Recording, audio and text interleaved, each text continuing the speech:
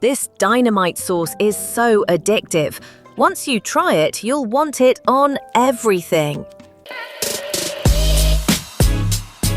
1/2 cup mayonnaise, 2 tablespoons chili sauce, 1 tablespoon hot sauce, 1 tablespoon honey, 1 teaspoon soy sauce, 1 teaspoon garlic, finely minced, 1 teaspoon lemon juice.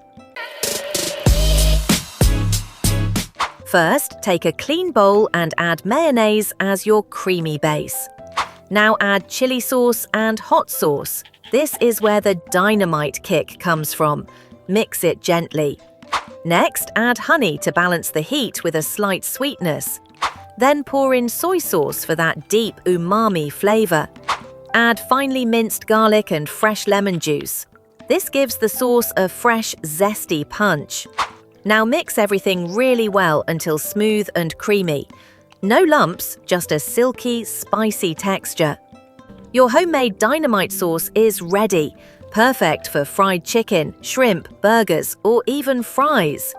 If you love spicy sauces, comment Dynamite below. Let's see how many spice lovers are here.